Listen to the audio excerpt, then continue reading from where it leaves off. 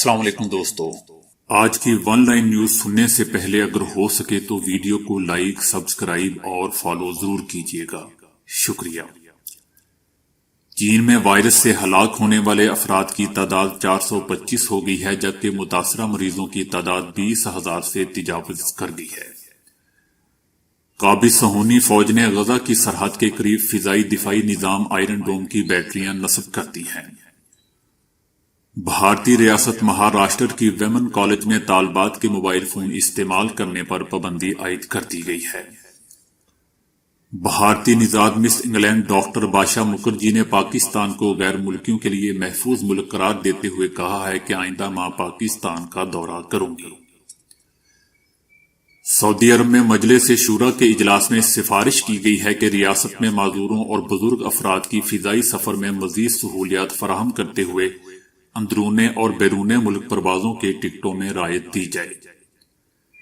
سعودی دارالحکومت ریاض میں قائم موٹر ٹریننگ انسٹی ٹیوٹ میں خواتین کو بھی موٹر سائیکل چلانے کی تربیت دینے کا آغاز کر دیا گیا ہے۔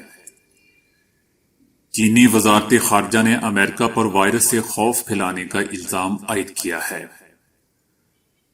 شاہ سلمان بن عبدالعزیز کی جانب سے روسی صدر پیوٹن سے ٹیلی فون پر رابطہ کیا گیا ہے، کیوں کیا گیا ہے ابھی کوئی اطلاع نہیں ہے۔ دبئی میں برج خلیفہ پر کورونا متاثرین سے اظہار یکجہتی کے لیے مختلف روشنیاں بکھیر دی گئی ہیں۔ عالمی ادارہ صحت نے کہا ہے کہ ان کا ادارہ سرچ انجن گوگل کے ساتھ مل کر کورونا وائرس سے متعلق افواہیں اور غلط معلومات روکنے پر کام کر رہا ہے۔ چین نے دنیا کے مختلف ممالک میں پھیل جانے والے 2019 کورونا وائرس انفیکشن کے علاج کے لیے ایک دوا کی آزمائش شروع کر دی ہے۔ جاپان میں ریٹائرمنٹ کی عمر 70 برس کرنے کا فیصلہ کابینہ نے منظوری دے دی۔ اس اقدام کی وجہ جاپان میں ملازمت کے مواقع موجود ہونے کے باوجود لیبر کی قلت ہے۔ وزیر اعظم اسکول انتظامیہ طالبات کے برقعے پر پابندی نہیں لگا سکتی، جرمن عدالت۔ ہمبرگ کے ایک اسکول کی انتظامیہ نے 16 سالہ طالبہ کو نقاب نہ پہن کر اسکول آنے کی ہدایت کی تھی۔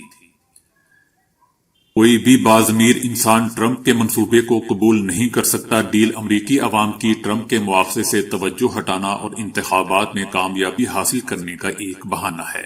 Mahathir Mohamad.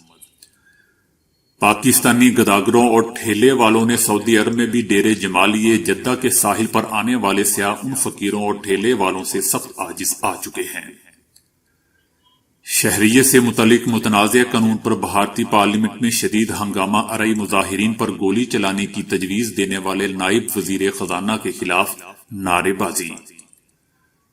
ملازمت کے لیے بیوی کا گھر سے نکلنا خاوند کے فرائض سے انحراف نہیں، متحدہ عرب امارات کے قانون میں ترمیم۔